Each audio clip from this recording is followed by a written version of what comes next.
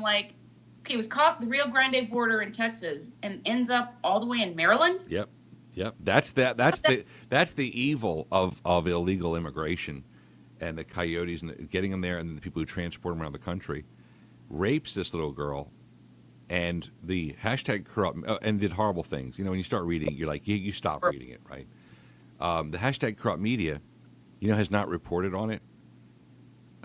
They want nothing to do with this story because it's kind of like the Kate Steinle story, that beautiful blonde who was murdered by an illegal in San Fran.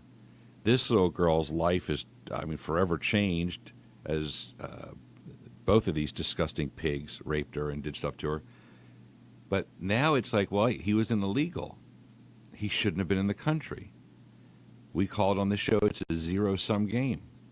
If the illegal hadn't broken in and violated the law, he wouldn't have been able to violate the girl. Had there been a wall, right, and Kate Steinle would be alive if that illegal had not broken into America again and again and again. So this has libs really freaking out right now because they're by refusing to take a stand on this, you're taking a stand against women and you're standing for violence against women because now you're like, what do I do if I'm a lib? Mm-hmm. Yeah, and the women, I saw a meme going across yesterday, the whole women's march people haven't uttered a word. I did see, I think it was Fox speaking with a couple of parents, and here's another reason that the corrupt media doesn't want to touch it. It's because they were talking to both Hispanic parents and non-Hispanic parents, and they were all outraged that these grown men were placed into a classroom with young girls, with 13 and 14-year-old girls, and they shouldn't even have been in this country in the first place. Exactly. So and that we talk about it. Number one, because technically he's a dreamer, so no, they don't want to talk about it at all. Well, and that's the thing when members of the alt left, okay, the hashtag corrupt media, when liberals who want criminals to break in so they can get more Democrats, they're FDAs, future Democrats of America. When they hide from it and run from it, it only makes the story bigger. And there should be a liberal who gets up and goes, look, we want to flood America with foreigners who hate this country just for their votes, but this guy's bad. Somebody on the left should at least take a stand, and just take a stand. Feminist groups are quiet. Mm-hmm. Teachers, where are the teachers organizations and unions standing up and going, we don't want criminals in our classrooms? Yeah, here's who else is quiet. Apparently, Democrats in the state legislature and then one Democrat on the city council in that very city have been trying to push to make that area, and then Democrats in the legislature were trying to push to make Maryland a sanctuary state. Right. And, of course, they could not be reached for comment. They did not want to touch this. Right. They didn't want to comment at all. And that's another thing about those who embrace that pathetic, dirty, anti-American law. Listen, it's American law. And if you decided I don't like those laws, we're not going to obey those, what the hell are you even doing in office, right? You took an oath to uphold and protect and blah, blah, blah. 2, they always run. 3, I thought there were no such things as sanctuary cities, right? Because you'll get liberals go, there's no such thing as a sanctuary. What's a sanctuary city? There's no sanctuary city.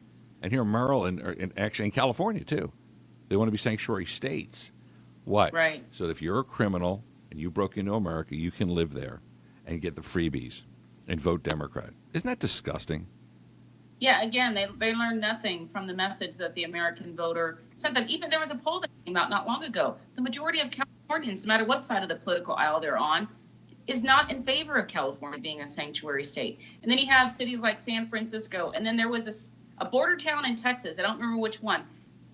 One city council member proposed something to basically ostracize and have the city not do business with any contractor that works on building the wall.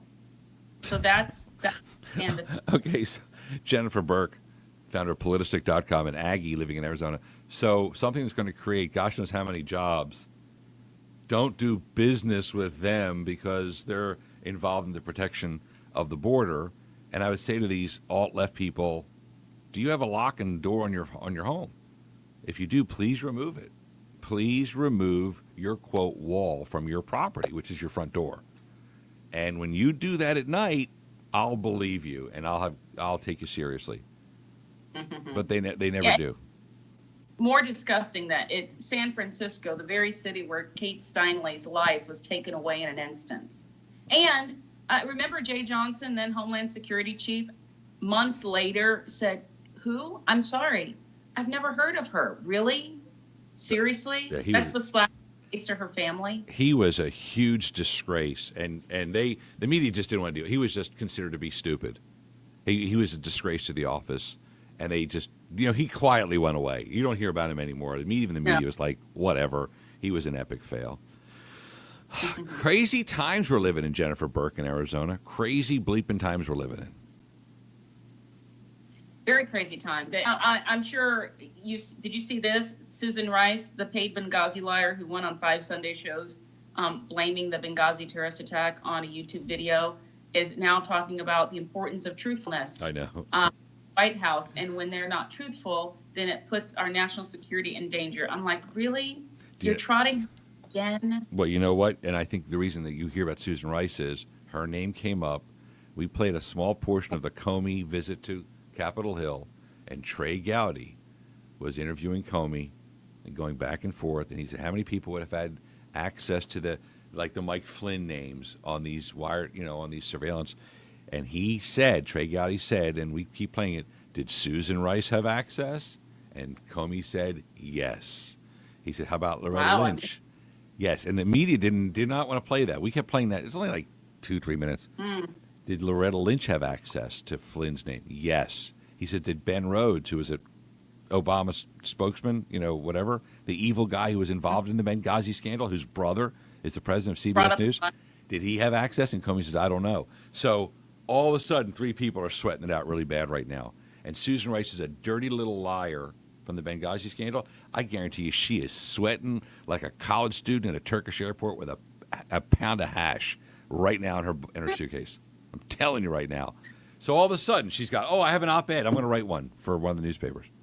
Girl, you be sweating, right? Because you lied, and you're a known liar now.